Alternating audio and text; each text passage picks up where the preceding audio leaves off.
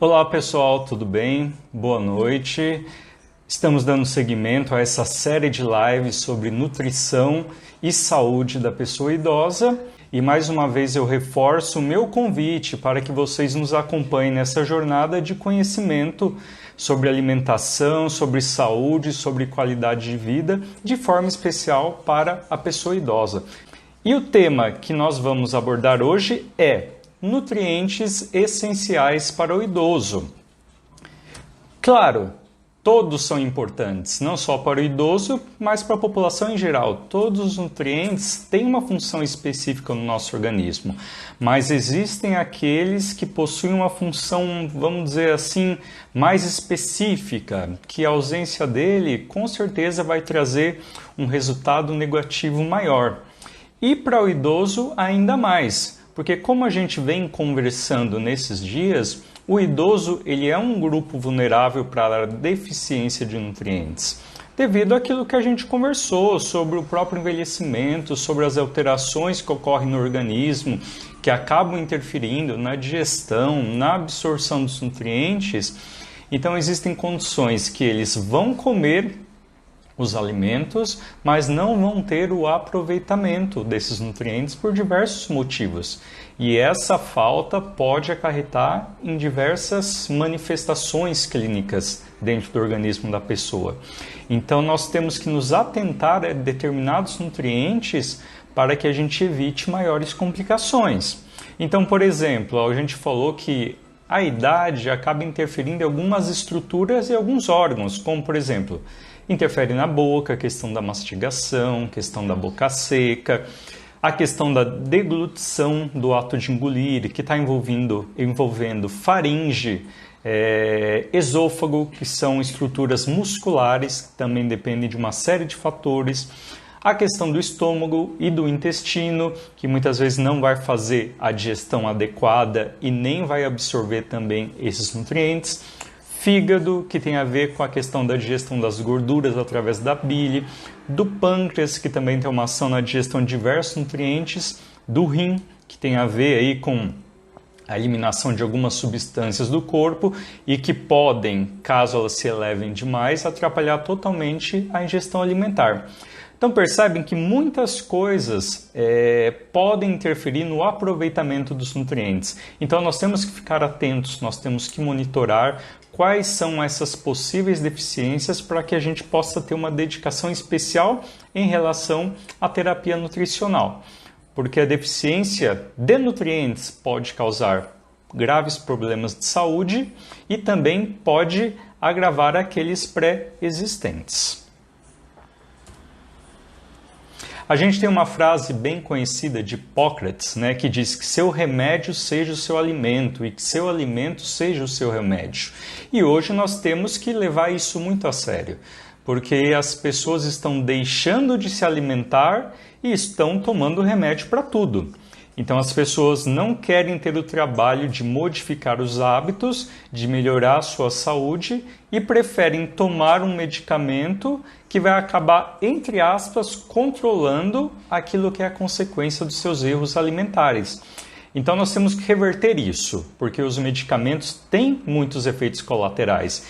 E tem muitas pessoas que eu percebo na minha prática que tomam remédio que poderiam ser eliminados caso elas adotassem um estilo de vida mais saudável. Então, por exemplo, eu conheci uma pessoa, um paciente acamado, e que ele tomava laxante há 15 dias. Desculpa, há 15 anos. E nós sabemos o quanto os laxantes são prejudiciais à mucosa intestinal. E frente a um trabalho de nutrição ali juntamente com ele, a gente conseguiu eliminar o laxante depois de 15 anos. Somente com a alimentação a gente começou a estimular essa função intestinal e pouco a pouco ele foi voltando a essa regularidade. Então esse é apenas um exemplo, de que uma alimentação adequada pode prevenir o uso de diversos medicamentos. Não quero dizer que a alimentação vai substituir.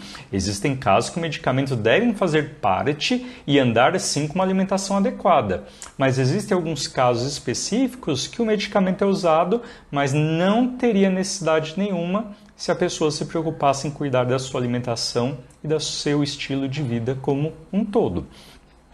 Mas em relação aos alimentos e aos nutrientes, não é uma coisa que também a gente não precisa ter um controle. Nós estamos falando de deficiências em específico nesse momento. Mas o excesso de nutrientes também é prejudicial.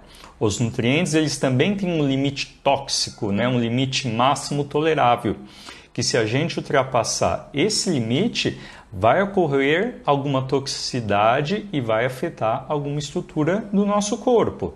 E uma coisa que é muito comum hoje em dia é você chegar numa farmácia e você ter cápsula de nutrientes, de vitaminas e minerais, assim, de baseada, para você escolher como se fosse algo banal, como se fosse algo indicado para todo mundo, que qualquer pessoa pode ir lá, pode chegar, escolhe a vitamina que achar melhor e vai tomando, sem perceber e sem saber que isso pode causar uma série de consequências. Os nutrientes causam sim toxicidade, podem sim trazer malefícios. Então a prescrição de cada nutriente tem que ser feita de forma adequada e não tomar de qualquer jeito. Deficiências de nutrientes todos nós temos, em especial os idosos, por toda essa questão fisiológica, orgânica, metabólica. Mas nós temos que tomar cuidado e monitorar realmente quais são as necessidades que nós temos, para que a gente não extrapole o quanto nós ingerimos. E extrapolar essa quantidade através desses polivitamínicos, poliminerais, é muito fácil e o risco é bem grande. Então vamos dar seguimento aqui.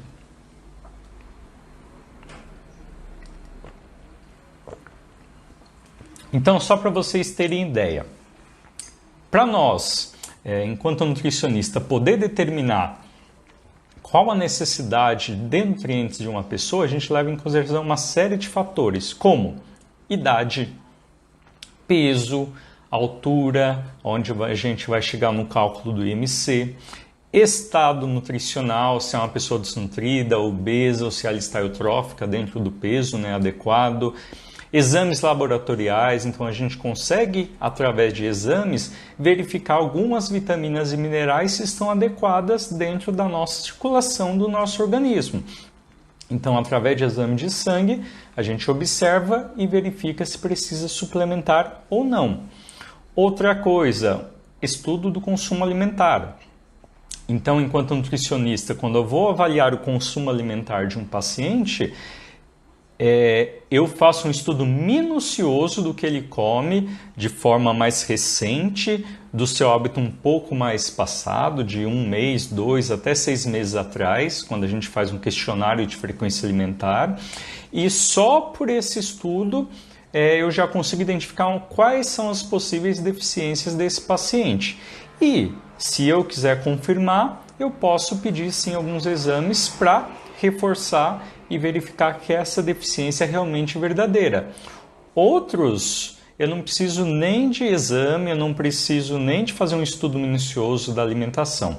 É só olhar, fazer um exame clínico, um exame físico do paciente e com isso a gente já consegue ver aonde que está deficiente, o que está faltando para esse paciente para suprir as necessidades. Tá?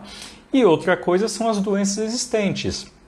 Existem diversas patologias que atrapalham a utilização e a necessidade desses nutrientes. Então, uma alteração no fígado, uma alteração no rim, uma alteração no intestino, por exemplo, pode aumentar, sim, a necessidade de alguns nutrientes em específico. Então, veja bem, a gente precisa avaliar muita coisa para que a gente possa individualizar a prescrição, principalmente de vitaminas e minerais. Não é para sair por aí pegando cápsula, achar que não vai fazer mal, que só vai fazer bem, que essa cápsula se pode dar para a criança, para o adulto, para o idoso. Não, nada disso. Isso é muito ruim. O mais correto enquanto nutricionista, após um estudo alimentar, é o quê? É você verificar o que está deficiente e você pedir para manipular aquilo que está deficiente. tá? Então, essa é a forma mais adequada e não suplementar tudo. Então, vamos tomar cuidado com isso. Todos temos as necessidades, mas temos que tomar cuidado com essa prescrição e o uso indiscriminado desses polivitamínicos e poliminerais. Então, o primeiro nutriente que a gente vai falar e que já conversamos um pouco em outras situações são as proteínas, que a gente sabe que a deficiência do consumo de proteínas pode levar o paciente a uma perda de massa muscular, conhecida como sarcopenia, que a gente já comentou em outra oportunidade. Então, por questões fisiológicas, o idoso ele já tem uma perda de massa muscular. E se a gente associa isso a uma perda, diminuição do consumo de alimentos fonte de proteína, isso vai interferir ainda mais. E isso vai prejudicar o quê? A mobilidade do idoso. Então, ou seja, um idoso que já vai ficar mais enfraquecido, ele vai andar menos, vai ter menos mobilidade e com essa fraqueza ele fica, por exemplo, mais propenso a quedas, a uma fratura e que pode levar aí a outras complicações. E a gente tem que levar em conta que a disfunção de determinadas estruturas do corpo interfere na ingestão proteica. E o exemplo clássico é a falta de dente. Quem tem falta de dente tem dificuldade de mastigar as proteínas, principalmente de origem animal, as carnes, o frango e outras fontes proteicas. Então eu percebo que muitas pessoas de idade que eu atendo comem menos proteína do que deveriam, comem menos verduras e legumes do que deveriam, porque a ausência de dentes atrapalha e com isso não consegue atingir a recomendação, que eles precisam. Então, a questão da fisiologia também atrapalha o alimentar-se, a você colocar no prato mais proteínas, porque ele não vai conseguir mastigar, vai ter dificuldade para engolir e até um risco de engasgo, quem sabe. Então esse é um fator, por exemplo, que vai atrapalhar a ingestão proteica. Então, se necessário, vamos adequar a consistência, fazer uma carne mais cozida ao molho, um frango mais macio, ensopado, para que a pessoa não deixe, que o idoso não deixe de comer a proteína que ele precisa e não sofra esses danos, principalmente associados à massa muscular. E qual é a recomendação? É que se consuma pelo menos de todas as proteínas que precisa, 50% sejam proteínas de alto valor biológico, que são as proteínas de origem animal. Então, são as carnes, os leites e seus derivados. E as fontes proteicas de origem vegetal, como por exemplo os feijões, podem complementar esse restante. Mas é interessante que 50% venham de origem animal, isso para quem não é vegetariano, porque possuem aminoácidos de melhor qualidade. Então a proteína ele é um macronutriente essencial para a saúde do idoso. Fibras. Esse é um problema muito grande, não só para idoso, mas para a população em geral, que é o consumo baixo de fibra. Justamente porque as pessoas não estão comendo mais vitamina, não estão comendo mais frutas, legumes e verduras na quantidade que precisavam. Então, com isso, há uma redução drástica nos últimos anos do consumo de fibras. Em especial para o idoso, tem a questão da mastigação, conforme eu falei, que já atrapalha, mas também muitas vezes a pessoa não pensa nesse outro aspecto, que o intestino do idoso pode não funcionar bem por diminuição de massa muscular. Mas como assim? O que tem a ver a massa muscular com o funcionamento intestinal? O intestino é uma musculatura lisa, mas acima dessa musculatura nós temos a musculatura abdominal. E a musculatura abdominal, ele ajuda e muito nessa compressão que nós fazemos, nessa contração muscular do abdômen, a fazer com que o intestino funcione melhor, propiciando uma evacuação mais facilitada. Então, se o idoso tem perda de massa muscular, ele vai ter perda também de musculatura abdominal, o que vai interferir diretamente no processo de evacuação. Então, a proteína, nesse quesito de influência na massa muscular, tem uma ligação aí direta com a função intestinal, com a evacuação. Tem muitos pacientes assim que eu atendo, que a gente dá um aporte bom de fibras, às vezes dá um probiótico, uma fibra manipulada, mas a gente percebe que o intestino não está funcionando bem por causa de uma composição corporal, pouca massa muscular. Infelizmente, em algum desses casos, nós temos que nos sujeitar a prescrever uma medicação. No caso, o médico prescrever uma medicação. E conforme nós conversamos esses dias, a função intestinal ela é muito importante, porque é a porta de entrada do organismo. Eu preciso que funcione bem para eu aproveitar bem os nutrientes. E fora essa importância das fibras de propiciar um melhor funcionamento intestinal, ela ajuda em uma série de outras coisas. Então, por exemplo, prevenção de doenças cardiovasculares. As fibras elas auxiliam, de certa forma, a fazer que uma parte talvez da gordura não seja absorvida, que ela seja eliminada nas fezes, né? Então ela tem a função de sequestrar gordura, sequestrar um colesterol e ele vai ser eliminado pelas fezes e não vai ser absorvido. Então com isso a gente consegue diminuir a redução de gordura. Outra coisa que pode acontecer, a fibra auxilia também na absorção dos carboidratos. Então, os carboidratos, com a presença da fibra naquela refeição, faz com que o carboidrato ele seja absorvido de forma mais lenta. Então, isso evita que haja picos de insulina, isso evita, por exemplo, que um paciente diabético fique descompensado. Então, a fibra ela tem uma função muito bacana em relação a isso. Prevenção da obstipação, que nós já comentamos. Prevenção das doenças inflamatórias intestinais, porque se as fezes ficam paradas ali muito tempo, você propicia um aumento do número de bactérias e se você tiver com uma flora intestinal inadequada, você vai ter crescimento de bactérias ruins e isso vai propiciar o quê? A uma infecção intestinal. Então essa fezes ela vai ficar ressecada, parada, quando você for tentar evacuar, isso acaba inflamando, irritando a parede do intestino grosso e isso vai causar provavelmente uma infecção intestinal, que é um caso muito mais grave e que ninguém muitas vezes pensa. Então pode causar sim doenças inflamatórias intestinais. E as fibras também, elas auxiliam na modulação da flora intestinal.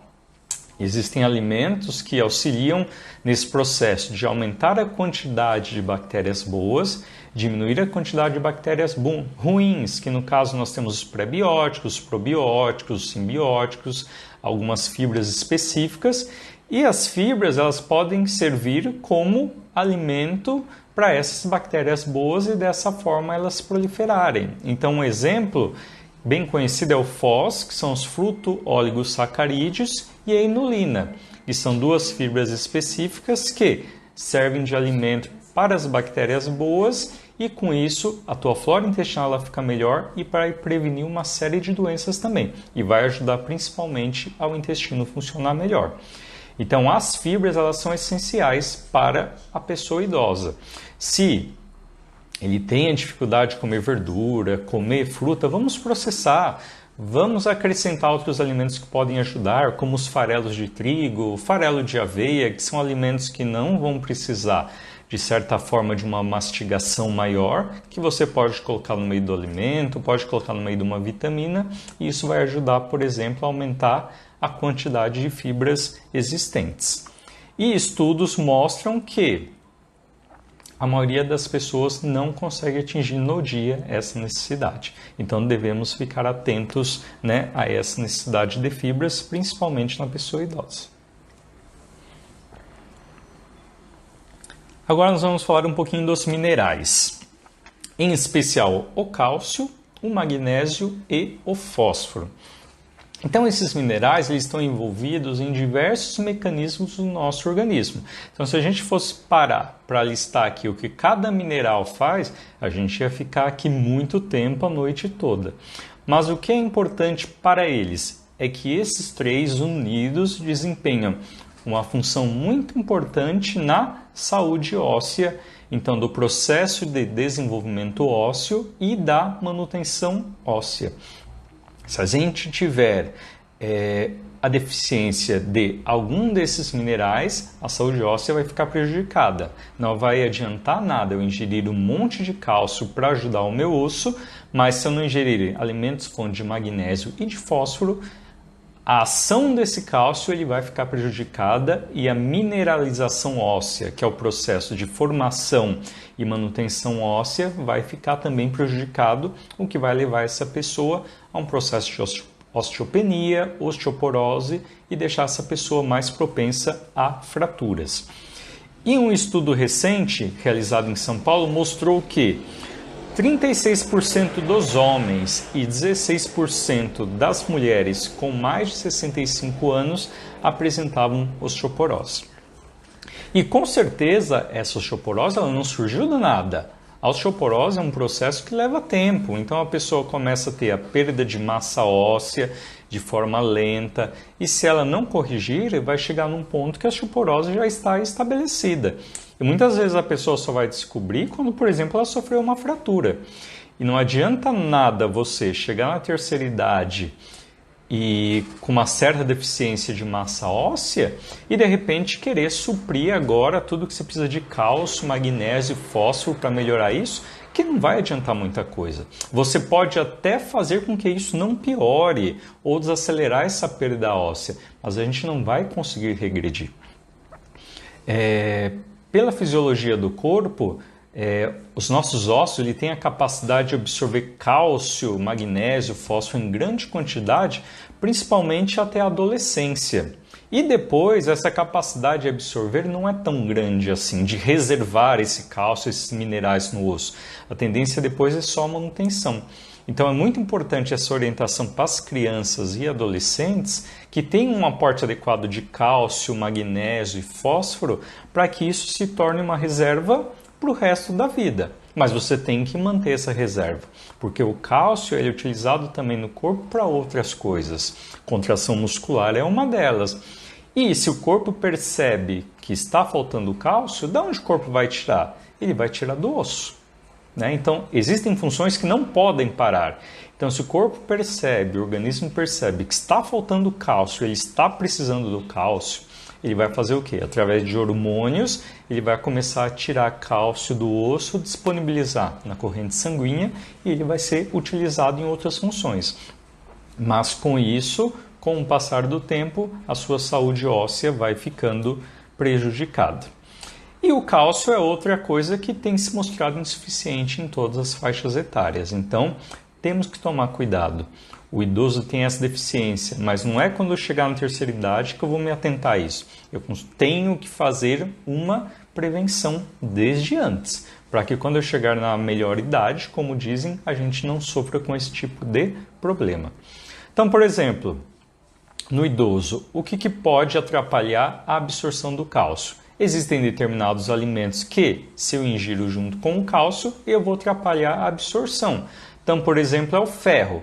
O ferro atrapalha a absorção do cálcio. Então, geralmente, são alimentos que a gente não pode misturar de forma frequente.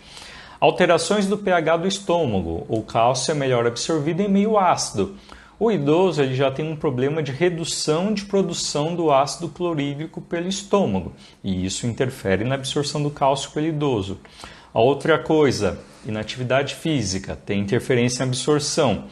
Uso de medicamentos, tem alguns medicamentos que são sequestradores de determinados nutrientes e o cálcio ele pode estar nessa lista dependendo do medicamento que o idoso usa. E outra coisa, as modificações hormonais, principalmente no caso das mulheres. Quando a mulher entra na menopausa, ela tem uma diminuição bem importante dos níveis de estrógeno. E o estrógeno é um fator protetor para a osteoporose. Mas a partir do momento que a mulher entra na menopausa, os níveis de estrógeno caem muito. E com isso ela começa a perder massa óssea. Por isso que as mulheres acabam tendo mais osteoporose do que os homens. E o magnésio e o fósforo ele tem total ligação com o cálcio no metabolismo ósseo. Como eu falei no início desse mineral, um depende do outro. E são minerais que são abundantes na alimentação. Então o cálcio nós sabemos que são das fontes lácteas principalmente, e o magnésio e o fósforo eles estão mais distribuídos em toda a refeição. Então geralmente não se tem muita deficiência de fósforo e de magnésio, mas nós temos de cálcio. E daí, como um depende do outro, tudo acaba ficando um pouco prejudicado. Então, conforme eu falei, cálcio está presente nos leites e derivados, vegetais verdes escuros.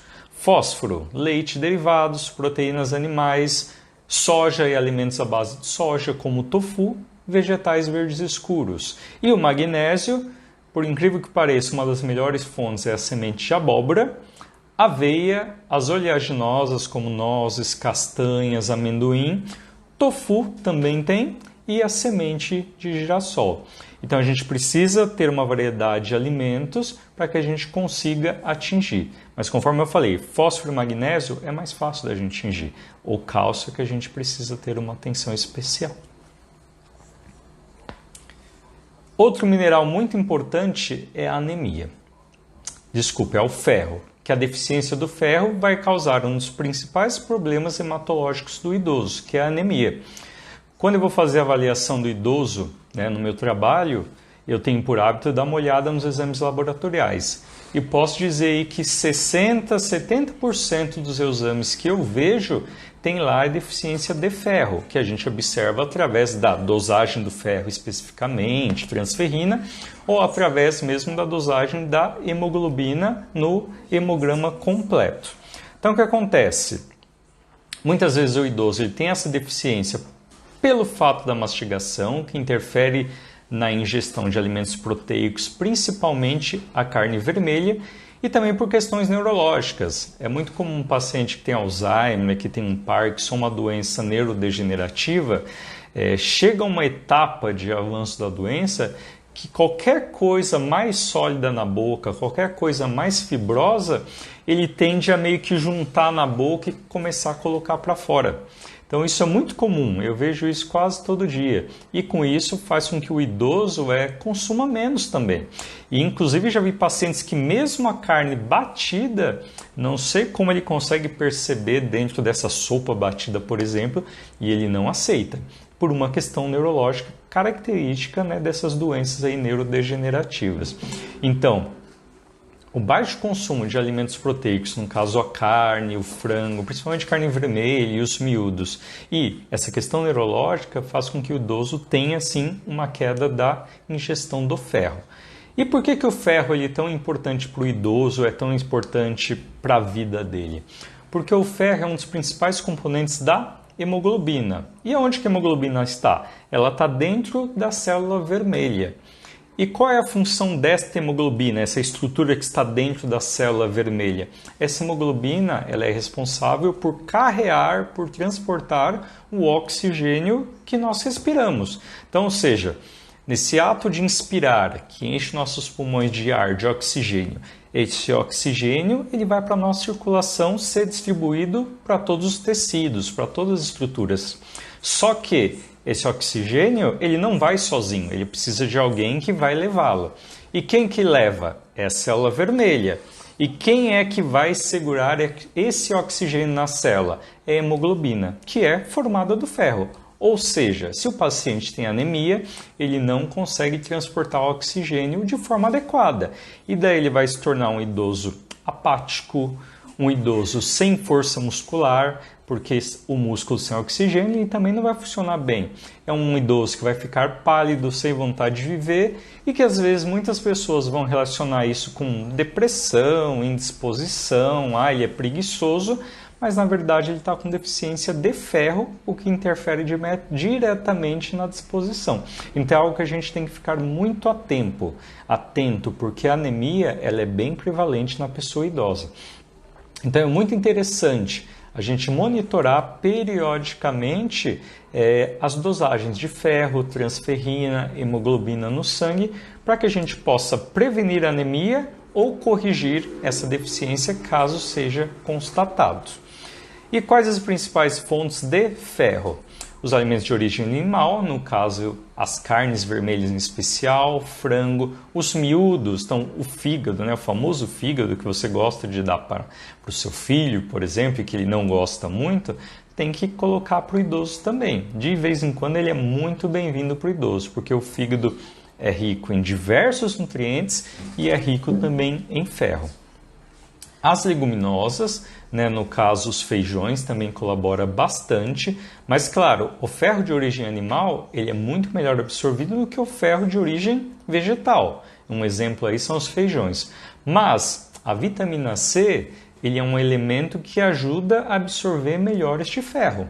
Então você pode muito bem fazer uma refeição, se você está com um quadro de anemia, você quer meio que caprichar um pouquinho nessa ingestão e absorção do ferro, você pode fazer uma preparação onde você contém a carne, dá uma caprichadinha ali no feijão, por exemplo, e toma junto um pouco de suco fonte de vitamina C, um suco de laranja, um suco de limão, e isso vai potencializar a absorção desse ferro.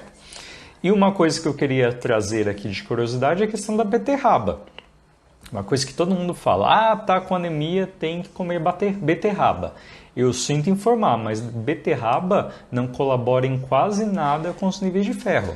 A quantidade de ferro que a beterraba tem é baixo. E além de ser baixo, é um ferro de origem vegetal que não é tão bem aproveitado. Então, se você quiser atingir uma quantidade de ferro adequada com o consumo da beterraba, haja beterraba. Então, essa cultura de que a beterraba tem que ser usada e coloca a beterraba no meio do feijão, e colocava a beterraba no meio do arroz, e coloca a beterraba em tudo, ela pode até colaborar, mas não é ela que vai salvar a pátria nesse sentido da anemia.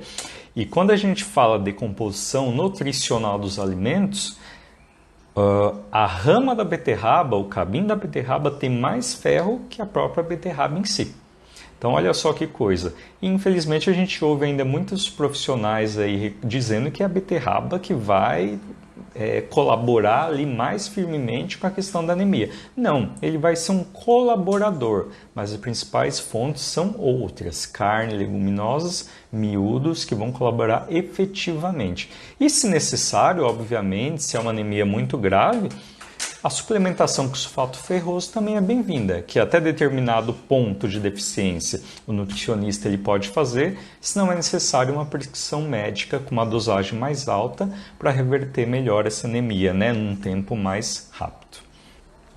Então, os principais minerais são esses. Claro, a gente tem muitos minerais, mas eu peguei aqui os principais para o idoso para a gente conversar hoje.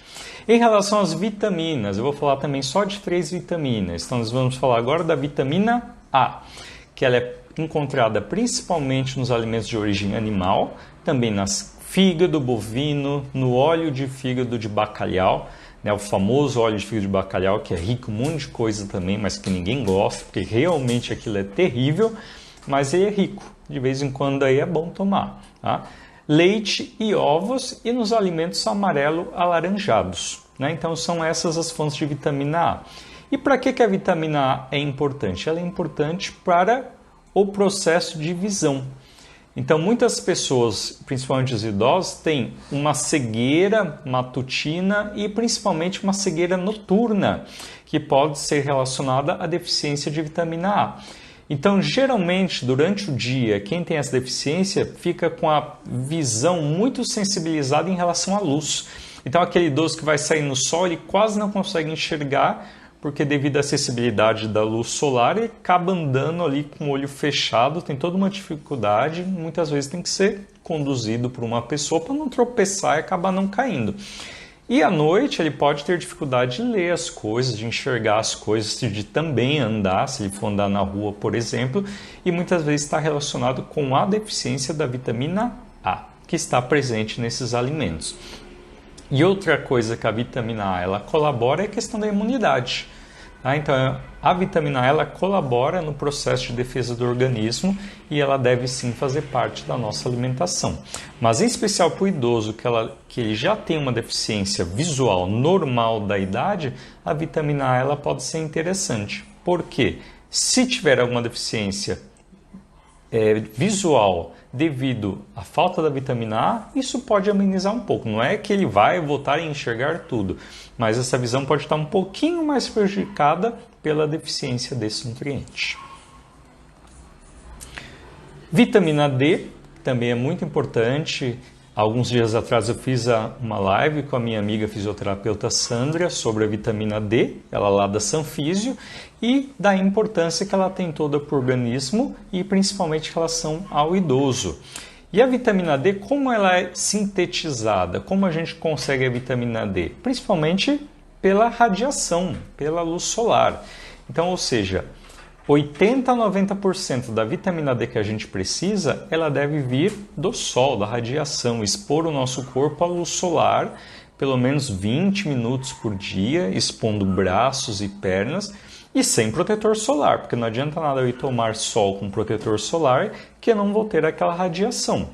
No caso do idoso, obviamente, temos que tomar cuidado. Muitos idosos têm câncer de pele, isso é muito comum. Então nós temos que aproveitar aquele sol mais fraco, o sol da manhã, o sol da noite, para que a gente possa ter a vitamina D. E se ele tiver, claro, problemas graves de pele, não pode expor ao sol de forma nenhuma, a gente vai buscar alimentação, que infelizmente, modo de dizer, ela vai colaborar de 10 a 20% só na necessidade. E a vitamina D onde se encontra? Óleo de fígado de bacalhau de novo, salmão, sardinha, fígado, manteiga, nata e gema de ovo, que são alguns exemplos. E se você perceber, são alimentos gordurosos, então são alimentos que a gente não pode comer muito, né? Então, como que a gente vai fazer? Utilizar suplemento. A gente não tem outra solução. E o suplemento é algo que, teoricamente, muitas pessoas precisam hoje em dia. Por causa dessa questão do trabalho, as pessoas ficam o dia inteiro no trabalho, no ambiente fechado, muitas pessoas usam roupa social, saem de casa, ainda está clareando, quase não tem sol, chegam em casa à noite, tem essa questão que está escurecendo já. E o idoso muitas vezes está confinado em casa devido a pouca mobilidade ou ele está institucionalizado. Isso faz com que ele não tome sol e a vitamina D ela baixe cada vez mais no organismo. E a deficiência de vitamina D causa uma série de prejuízos. Então a deficiência de vitamina D está associado, claro, à saúde óssea, porque ela interfere, por exemplo, na absorção do cálcio. Então, se você ingere cálcio, mas vitamina D está baixa, a absorção e a utilização desse cálcio vai ficar deficiente. E a vitamina D também está relacionada a casos de depressão, a caso, por exemplo, de obesidade e de doenças relacionadas ao metabolismo. Então, a vitamina D ela é essencial para o idoso, principalmente a saúde óssea e esses outros fatores. Já conheci pessoas de idade que estavam deprimidas e depois que a gente suplementou vitamina D, o estado de humor mudou. E era algo que geralmente a gente não pensa, mas a vitamina D é associada ao humor. E se você prestar atenção, tem aquela fala que a gente diz, nossa, hoje no inverno as pessoas ficam mais tristes, fica esse tempo nebuloso. Será coincidência? Não, porque justamente a falta do sol gera uma falta de produção da vitamina D que vai mudar o estado de humor. Então, o sol ele é muito importante de forma especial para o idoso. E a suplementação também tem que ser dada com cuidado. É necessário dosar essa vitamina D, ver se ela está deficiente, insuficiente. Determinando desse nível, ou a gente entra com um suplemento, uma dosagem um pouco mais alta do que ele precisa, que o nutricionista ele pode fazer isso, ou se essa dose no sangue estiver muito baixa, a gente precisa entrar com uma dose de ataque mais alta e daí a gente depende do médico para que faça essa prescrição. Então vamos ter atenção à vitamina D, quando for fazer um exame de sangue, ver a dosagem de vitamina D. E por último, as vitaminas do complexo B. E por que complexo B? Porque são muitas. Tem vitamina B1, B2, B3, B5, B6, B9, B12. Cada um tem um nome e cada uma tem uma função. E aonde que está a vitamina B? Principalmente nos alimentos de origem animal, nas carnes, nos leites e os derivados. Tá? E elas possuem aí muitas funções no organismo, como por exemplo, metabolismo energético. Muitas vezes a formação de massa muscular, a queima de gordura, a utilização de energia. Para que isso tudo seja processado, eu preciso de vitaminas do complexo B. Se tiver deficiência, o metabolismo ele pode ficar alterado. Formação de células vermelhas, então se tenho deficiência de vitamina B12, eu posso ter algum tipo de anemia específico, posso ter deficiência de outras, a presença de outras anemias, caso eu tenha deficiência de outras do complexo, tem anemia perniciosa, que é um exemplo, tem anemia falciforme, que são relacionadas aí ao complexo B, ao ácido fólico, que também faz parte desse grupo. Disfunções neurológicas, principalmente relacionadas à prevenção de demências como o Alzheimer. Então, o que acontece? A gente utiliza a vitamina B para essas funções cognitivas, para o sistema nervoso, para as células nervosas. E a deficiência em estudos está relacionada ao avanço de demências. Não que a deficiência muitas vezes vai causar assim de uma vez, mas ela pode piorar para aqueles que já têm um quadro de demência, uma tendência a ter um quadro demencial, como por exemplo o Alzheimer e a doença de Parkinson. Então a vitamina do complexo B, esse complexo todo, é muito importante para a função do sistema nervoso do idoso, tá? E do funcionamento do organismo como um todo. Por isso que é muito comum os médicos prescreverem aquele complexo B em gotas para o idoso como algo já preventivo, porque é sabido que o idoso pode ter deficiências, principalmente pela deficiência do consumo de proteínas. Então a gente tem que tomar cuidado e também monitorar a ingestão e a dosagem dessas vitaminas no sangue. Então é isso, tá? Claro, aqui eu citei só algumas vitaminas, só alguns minerais, porque existem muitas, principalmente mineral, e cada um tem uma função. E se algum excede necessidade, vai fazer mal. Se algum tem deficiência, vai fazer mal. Então é importante que a variedade da alimentação esteja sempre presente no dia a dia do idoso para que a gente não tenha deficiências, para que a gente não prejudique mais a saúde dele caso já esteja debilitada. E no caso de uma boa saúde, evitar que ele tenha complicações decorrentes de deficiência de vitaminas e minerais.